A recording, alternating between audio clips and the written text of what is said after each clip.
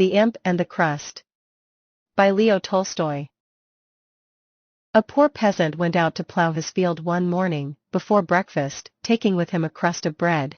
He tipped the plough over, took out the bar, and laid it under a bush, with the crust. Then he spread his coat over everything. Presently, the peasant grew hungry, and the horse became tired. So he stuck the plough into the ground, unharnessed the horse, and let her loose to graze. Then he went to the bush, to have a bite and rest for a while. He lifted the coat, but the crust was gone. He searched and searched, rummaged through the coat, shook it, but still no crust. The peasant wondered.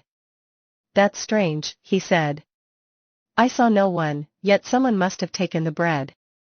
It was a little devil who had taken the crust while the peasant was ploughing, and he now sat behind the bush, to listen how the peasant would swear and call on the devil's name. The peasant was sorry. "Oh, well," he said, "I shan't die of hunger. I suppose whoever took it was in need of it.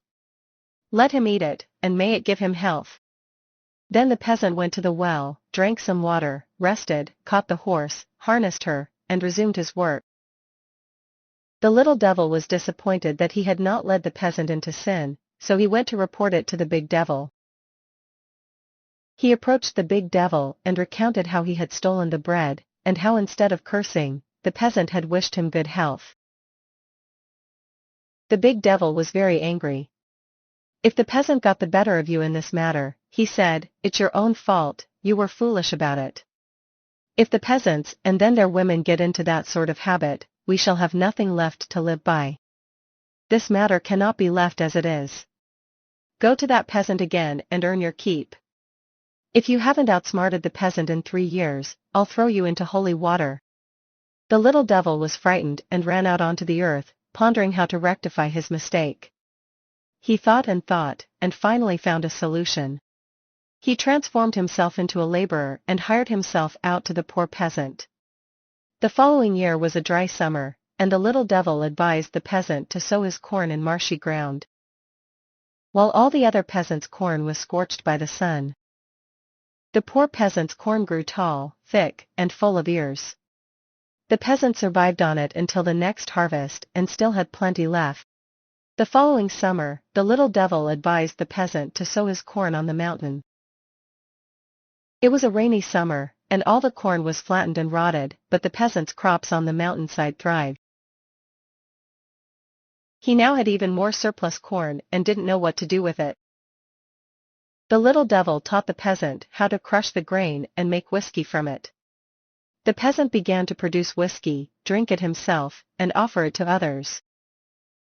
The little devil went back to the big devil, boasting that he had earned his keep. The big devil went to see for himself. He arrived at the peasant's house and observed that the peasant had guests and was serving them whiskey.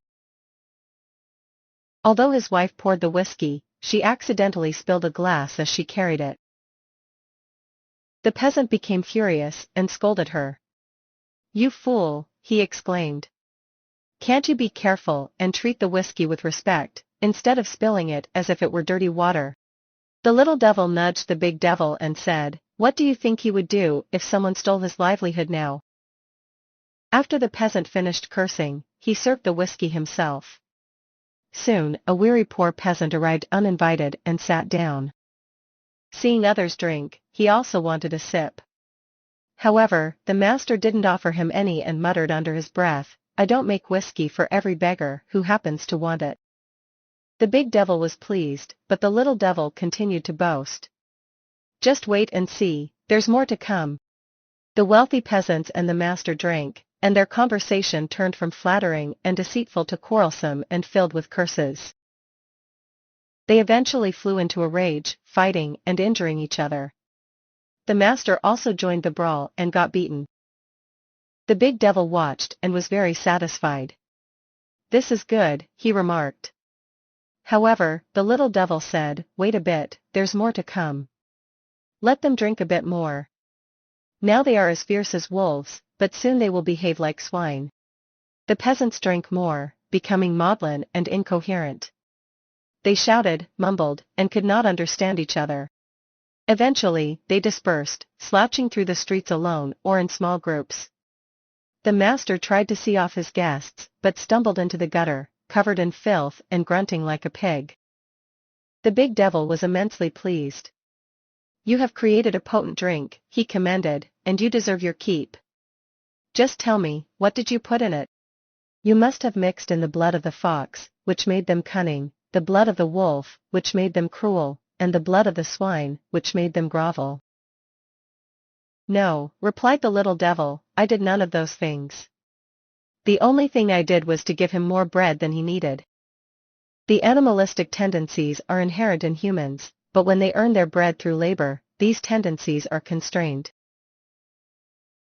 Initially, the man was willing to share his last crust, but when he had more bread than he needed, he started thinking about indulging his desires. I introduced him to the pleasure of drinking whiskey. As soon as he started turning nature's gift into spirits for his pleasure, the animalistic tendencies rose within him. As long as he continues to drink, he will remain a beast. The big devil praised the little devil and forgave him for losing the crust and appointed him chief among his servants. Wealth and status can sometimes cause people to lose touch with the virtues they once held dear. The true test of one's character is not just how they handle hardship, but how they maintain their principles and empathy even when fortune smiles upon them.